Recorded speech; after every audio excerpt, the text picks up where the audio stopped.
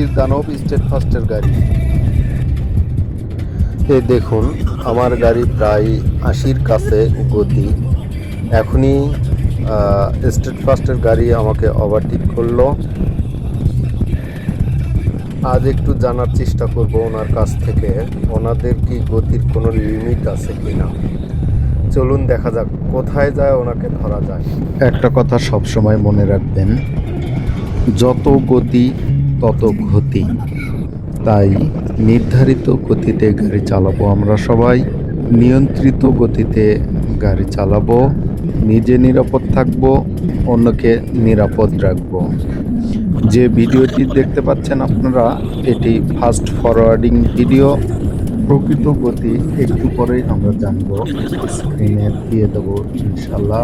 সাথেই থাকুন, চলুন দেখি উনি কি বলেন। আসসালামু আলাইকুম ভাই। ওয়ালাইকুম আসসালাম। ভাই ভালো আছেন? আলহামদুলিল্লাহ ভালো। আচ্ছা, আপনারা দেখি মাঝে মধ্যে অনেক দ্রুত গাড়ি চালায় যান, আসলে কত স্পিড লিমিট আপনাদের?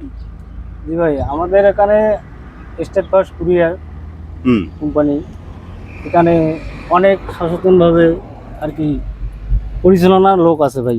আচ্ছা, ওখানে কম্পিউটারে দেখতেছে কত স্পিড উঠতেছে, ভিতরে কি করতেছি, সামনে কি হচ্ছে, কোন গাড়ি ওভারটেক করার সময় কত স্পিড উঠতেছে, এটা আর কি দেখতেছে। ঠিক আছে, যদি আমরা ওভারটেকের সময় 90 উঠাই তখন ফোন দেয় না, ওভারটেক পরে যদি 90 থেকে না নামাই অবশ্যই ফোন দিবে। অথচ অনেক ড্রাইভার অনেক মানুষেরা অন্য ধারণা ভাব করে, কিন্তু সেরকম বিষয় না।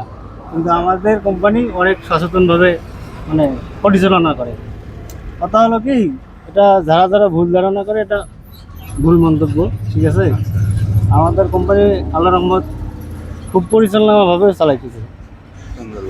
জি, ড্যাশ ক্যামেরা লাগানো আছে, এটা দিয়ে আপনাদের কার্যক্রম পর্যবেক্ষণ করে আর কি। অথচ 2 মিনিট যদি আবার স্পিড বেশি হয়, 2 মিনিট পরে যদি আমরা স্পিড না কমাই, সাতটা দোকান থেকে ফোন দেবে, মোবাইলে ফোন দেবে, হয়তো ক্যামেরায় ফোন দেবে। এই যে দেখেন আমার ক্যামেরায় ফোন দেবে। ঠিক আছে, 2 মিনিট ডিফারেন্স। আচ্ছা, আর কি কি কারণে ফোন দিতে পারে? দেখা গেলো হেল্পার ঘুমাচ্ছে কি ড্রাইভার ঝিমাচ্ছে, এটা সবসময় দেখতেছে আর কি। এখানে একটা সিঙ্গেল এমন সিস্টেম আছে, এটা আর কি ডিজিটাল।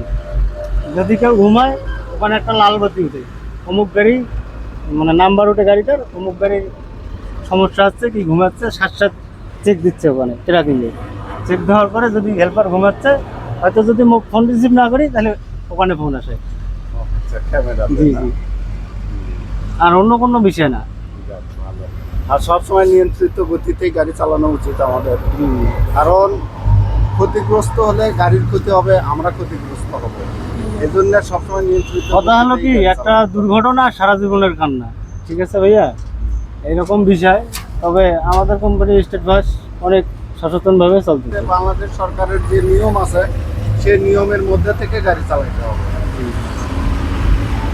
এটাই হলো আমার শেষ কথা ভাই। আল্লাহ হাফেজ। ঠিক আছে ভাই, সাবধানে গাড়ি চালাবেন। আলহামদুলিল্লাহ ভাই, দোয়া করবেন। আর ড্রাইভার সিগন্যাল ফেসবুক পেজ আর ইউটিউব চ্যানেলটা একটু আপনারা ফলো করে দিন। আচ্ছা, অবশ্যই দেখবেন, এটা ড্রাইভারদেরকে সচেতন করা, রোড সেফটি অ্যাওয়ারনেস তৈরি করার জন্যই এই পেজগুলো আমরা পরিচালনা করে থাকি। ঠিক আছে, দোয়া করবেন।